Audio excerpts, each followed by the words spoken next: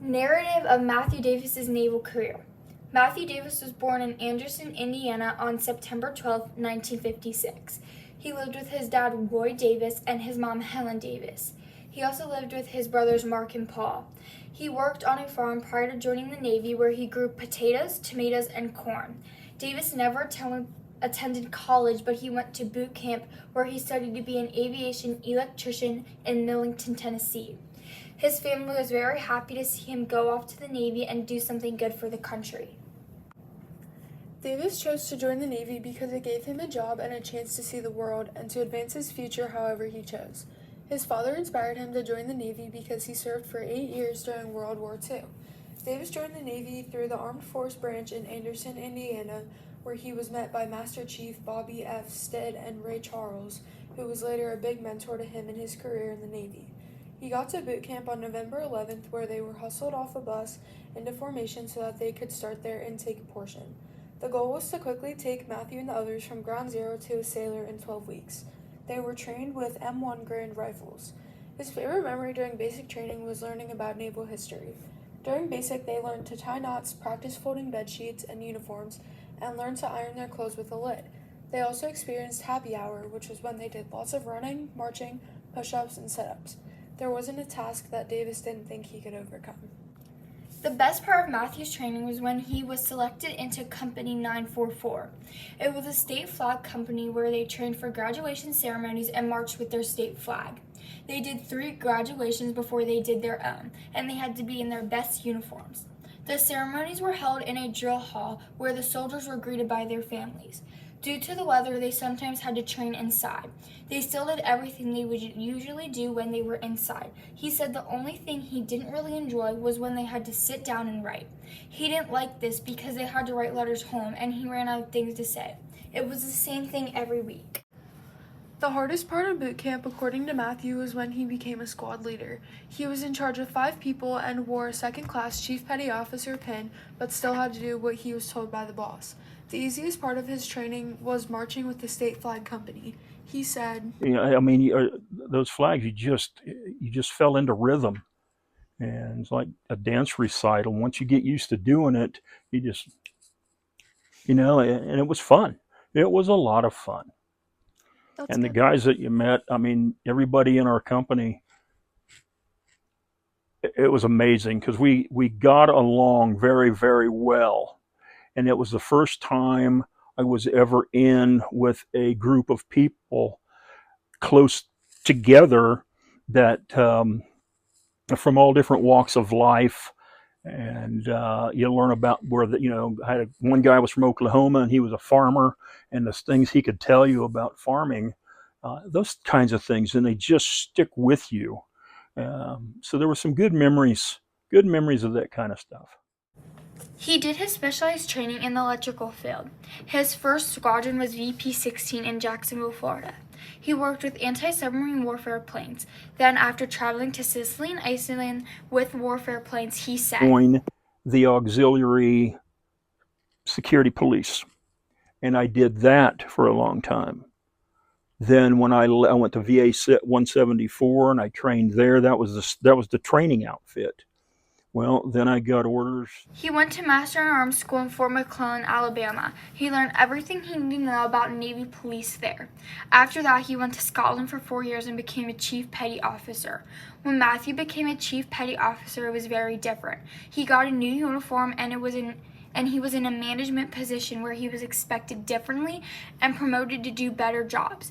His job was to instruct and enforce rules. He was a master at arms, and his role was to order, discipline, and enforce good order. He delivered prisoners and watched people that were sentenced to staying aboard the ship. He was grateful for the good times of 22 years where he got to meet people and explore new things and places. In Jacksonville, Florida, he was a VP-16, which was an anti-warfare squadron. He said, in Sicily when I went there. Came back, went to Iceland, did missions there, looking for submarines and that sort of thing. And then I transferred back to Jacksonville, but this time out to the other base that was there, and I went to taking care of the VA planes, and I did electrical work on the VA planes, and changing nose gear, steering plugs, and changing black boxes and taking one out, putting another one in, testing all the systems. His favorite memory was the law enforcement portion of his career in Jacksonville, Florida. The next place he went was Edsall, Scotland. He was a chief of police and an assistant security officer. His favorite memory in Scotland was seeing all of the medieval castles. On the ship, it wasn't very crowded. He had a nice rack and personal items and uniforms. He went through Hurricane David in 1979. The ship was also kept in good shape and taken good care of.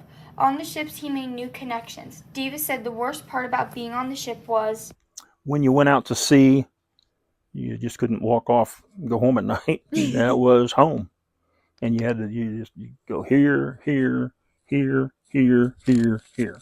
That was it. a lot of back and forth. Yeah, there wasn't a lot of mobility. He worked 12-hour shifts a day. His favorite part about being in the Navy was the people. Davis said, They were they're the bread and butter of what makes that thing go. Mm-hmm. And without them, you're just adrift. You've got nothing. So I would say it was the people, knowing the camaraderie. The politics, didn't care for the politics, but everything else was fun. Davis left the service because it wasn't fun anymore to him. He wasn't a fan of the political parts of it. He learned many life lessons along his journey. He said, Be kind to others. Be helpful. Be generous. Be understanding. Listen to what's being said to you. And give it your best answer. And if you don't have a best answer, you find one. Okay. And you always make sure that person knows that you don't know everything. Mm-hmm. But be kind. Davis's military service has impacted his feelings about war and military service in general.